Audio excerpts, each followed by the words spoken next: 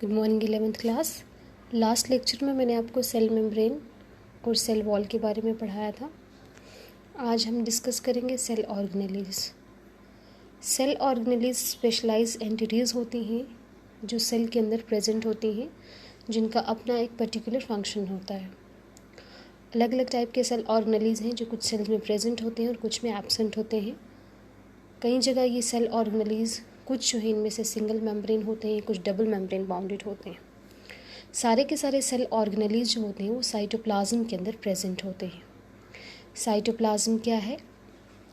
जो हमारी plasma membrane है वहाँ से ले करके जो न्यूक्लियर मेम्ब्रेन के बीच का जो मैट्रिक्स है, जेल है, उसे साइटोप्लाज्म कहते हैं। सारे के सारे सेल ऑर्गेनेलीज जो हैं वो इसी जेल लाइक सबस्टांस के अंदर प्रेजेंट होते हैं। साइटोप्लाज्म कलरलेस होता है और इसमें नियर अबाउट 80% जो है वो वाटर होता है। साथ ही साथ में न्यूट्रिएंट्स जो हैं जो सेल को रिक्वायर हैं उसकी प्रॉपर ग्रोथ के लिए वो प्रेजेंट होते हैं। ये देखिए, ये मैट्रिक्स जो है starting from plasma membrane to nuclear membrane, centre का जितना भी मैट्रिक्स है, जेल है, उसे साइटोप्लाज्म कहते हैं।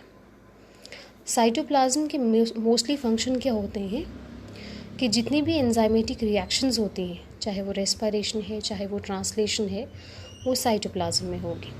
साथ ही साथ में ये सेल ऑर्गेनेलीज को प्रोटेक्ट करने का काम भी करता है और जो मटेरियल है अंदर ट्रांसपोर्ट होना है वो भी इसी के थ्रू होता है, by cytoplasmic streaming movements. Streaming movements क्या होती हैं कि आहिस्ता आहिस्ता जैसे वेव्स होती हैं ना, लहरें बिल्कुल स्लो मोशन में जो है वो चलती हैं, उसी को स्ट्रीमिंग मूवमेंट कहा जाता है। सबसे पहला जो सेल ऑर्गेनेली हम लोग डिस्कस करेंगे दैट इज़ माइटोकॉन्ड्रिया।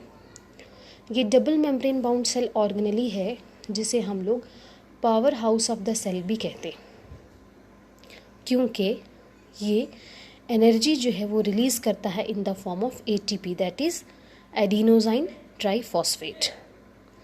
माइटोकॉन्ड्रिया को सबसे पहले डिस्कवर किया था कॉलिकर ने, लेकिन इसका नाम जो माइटोकॉन्ड्रिया दिया है वो बेंडे ने दिया है।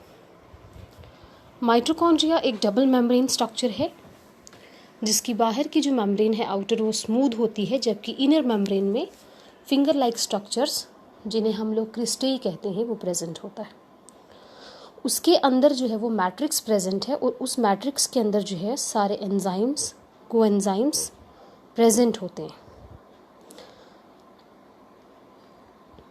इन एंजाइम्स के साथ साथ माइटोकॉन्ड्रिया के अंदर DNA भी प्रेजेंट होता है, जिसे हम माइटोकॉन्ड्रियल DNA जो है वो कहते हैं, जो 10% प्रोटीन्स जो होते हैं उनको प्रोड्यूस करने का काम करता है। ये है स्ट्रक्चर, आउटर मेम्ब्रेन, इनर, ये जो फिंगर लाइक प्रोजेक्शंस आपको दिखाई दे रही हैं, क्रिस्टेई, DNA, राइबोसोम्स। फंक्शन जो है, सबसे पहला फंक्शन यही है कि एनर्जी की सिंथेसिस करता है in the form of ATP। दूसरा, ये कैल्शियम आयन जो है उसको भी बैलेंस करता है और असिस्ट करता है in the process of apoptosis. Apoptosis कहते हैं प्रोग्राम सेल डेथ, यानी जो सेल हमारी बॉडी को नहीं चाहिए, एक प्रॉपर वे के साथ जो है उनकी डेथ होना, उनको ख़त्म करना, ये आप हाई क्लासेस में पढ़ेंगे। उसके बाद बहुत सारी सेगमेंट्स हैं हार्मोन्स की, ब्लड के कंपोनेंट्स हैं जो माइटोकॉन्ड्रिया के अंदर बनते हैं, और लीवर के अंदर जो माइटोकॉन्ड्रिया होता है उसके अंदर ये एबिलिटी होती है कि वो अमोनिया को डिटॉक्सिफाई कर सके। ये हमारा पहला सेल ऑर्गेनेली था।